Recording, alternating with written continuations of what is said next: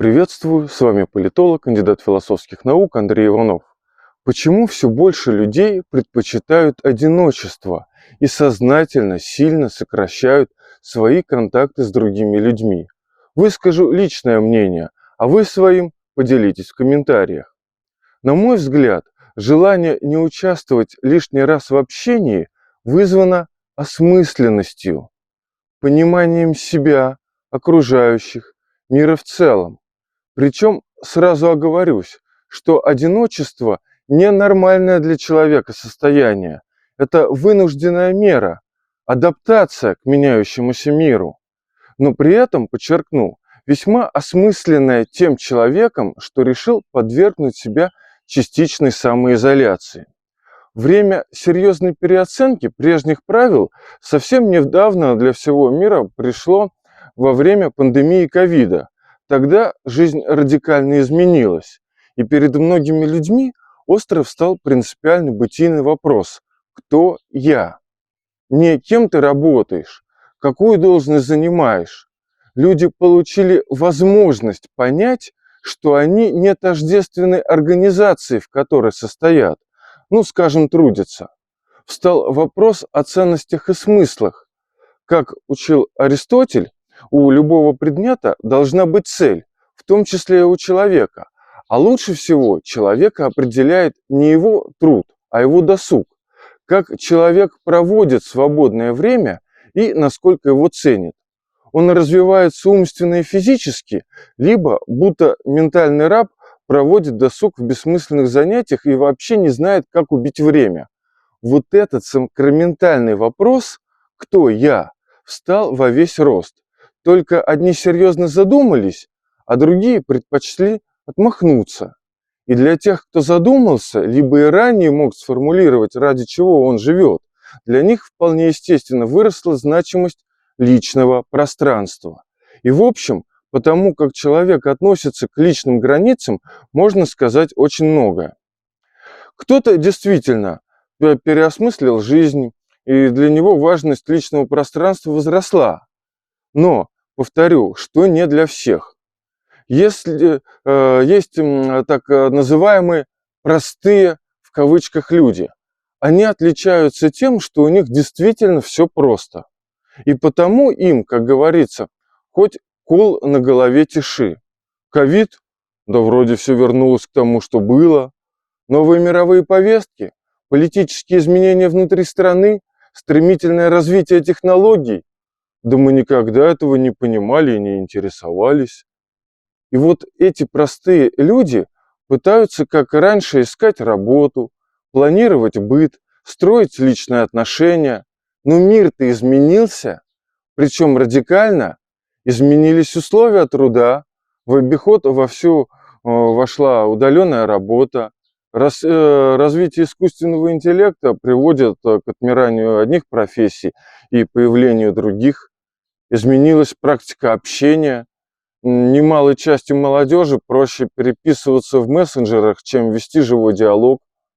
Отходят в прошлое большие объединения ради коллективного действия, и более важными становятся личные стратегии адаптации. Иначе сегодня обстоит дело и в сфере личных отношений.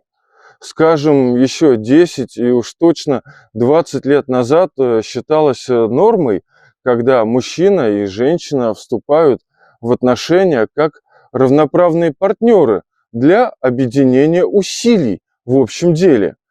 Скажем, создание семьи, ведение быта, воспитание детей.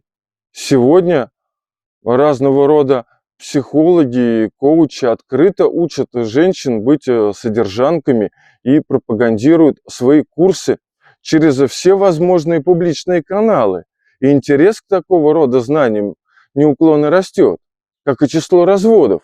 А дети давно стали для многих женщин коммерческим инструментом для получения денег с бывшего мужа и государства.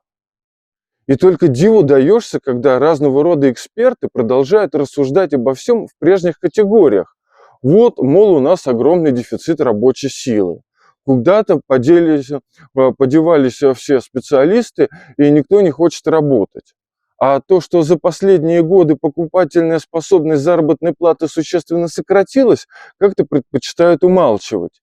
Или говорят о том, что психически здоровый человек должен ходить на свидания, думать о браке и детях.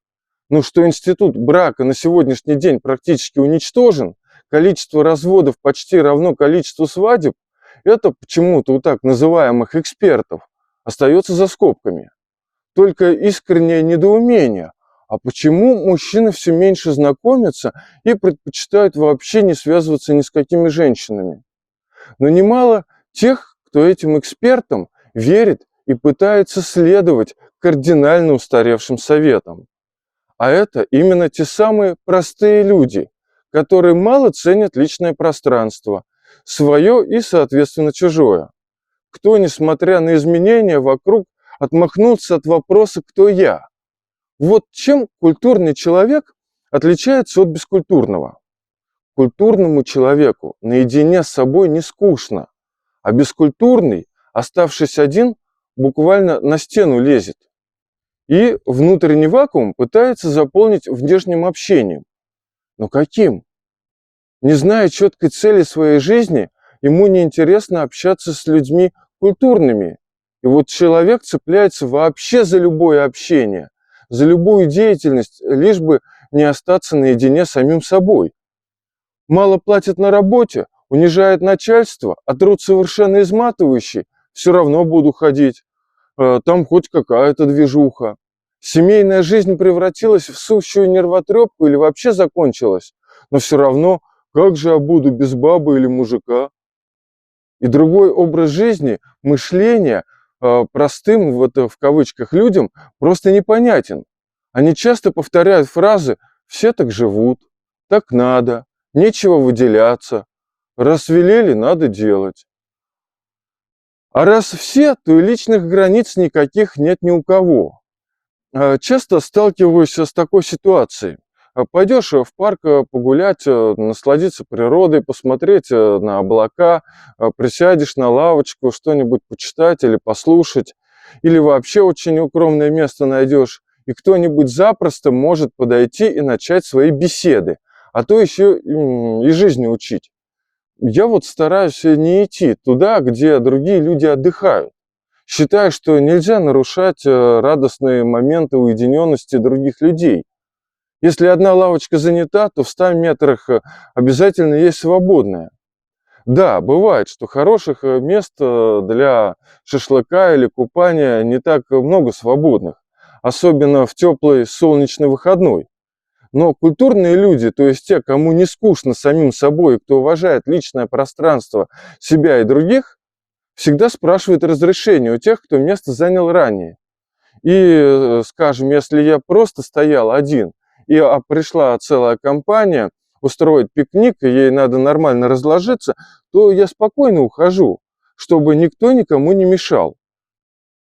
Вот поздороваться, спросить – это нормально. Но случается так, что группа людей без всякого стеснения начинает устраиваться рядом без всякого стеснения, даже когда ничего стоит отойти буквально на 10 метров. Для меня в такой ситуации что удивительно? А то, что люди собрались отдохнуть, расслабиться, пообщаться. И они совершенно не против свободно обсуждать свои темы при постороннем человеке. Заметил вот такую вещь. Мы с друзьями иногда собираемся для общения, чтобы поговорить, естественно, на самые интересные темы. Философии, религии и, конечно, политики. Но в последние годы мы не ходим в кафе, как раньше. Собираемся либо в каком-то своем приватном помещении, либо находим безлюдное место на улице. Происходит так потому, что некоторым этим простым людям вдруг появилось дело до тем, которые обсуждают другие. Считают возможным влезть в чужую беседу с заявлением «вы не правы». Причем у них всегда полная монополия на правду, которую, кстати, они не сами придумали, а где-то мимолетом услышали. Но и некоторые граждане настолько активны стали, что последствия могут быть вообще любые. Ну вот как в древних Афинах кто-то увидел, как Сократ общается с юношами, и великого мудреца казнили, якобы своими речами он развращал молодежь. При этом простые люди своих разговоров не стесняются. Они будто вне времени и обстоятельств, которые им просто не видны и непонятны. А о чем тогда эти разговоры этих простых людей? Иногда наблюдаю такую вот картину. Идет группа людей, и все кричат на всю округу. Думаю, какая правда их переполняет, что они не в состоянии сдержать порыв души. А это просто бессвязный набор матерных слов. Что это, как не нарушение личного пространства других? Кстати, явно не случайно публичная нецензурная брань трактуется административным кодексом как мелкое хулиганство. Так вот сегодня, когда мир стремительно меняется, встает выбор: замечать реальность или не замечать. То есть ценить внутренний поиск, а соответственно и одиночество, либо пытаться не замечать реальности и искать любого общения. Еще раз скажу, что добровольное ограничение контактов с людьми – это вынужденная мера. Человек – существо социальное, но общение сильно изменилось. Главный вопрос сейчас не о том, как мне вести себя среди людей, часто совершенно случайных, а какую ценность и для кого я представляю. И тут очень сильно выручает философия. Ведь все вопросы о смысле бытия дискутируются давно, нет ничего нового под солнцем. Все проблемы, касающиеся как личной, так и общественной жизни, исторических процессов и политических интриг, давно обговорены. И нынешнее положение дел, благодаря философии, уже не выглядит столь пугающим и непонятным. А когда лучше понимаешь себя, то и круг общения выбираешь тщательнее. Важно уже не количество встреч и разговоров, а их качество, то есть польза, в том числе и эмоциональная. Один из ярких представителей славянофильского движения первой половины XIX века Алексей Степанович Хомяков в молодости был ожесточенный спорщик, пытался окружающим что-то доказать постоянно. А в последние годы жизни он сокрушался. Сколько же впустую было потрачено времени на рестораны, встречи, пустые дискуссии, когда можно было больше писать. Кто захочет, тот поймет. И многие философы древности предпочитали не записывать свои мысли, а передавать их устно избранным ученикам, потому что считали само знание сокровенным. Да и книги, кстати, большому числу людей не были доступны. Сократ, Пифагор, Конфуций не гонялись за лайками, но именно они оказали огромное влияние на судьбу человечества. Сегодня, я думаю, как раз время задуматься над этим, хотя общие принципы обретения осознанности одними и ее отсутствие у других остаются неизменными многие века. Что вы думаете обо всем об этом? Поделитесь своим мнением в комментариях. А с вами был политолог, кандидат философских наук Андрей Иванов.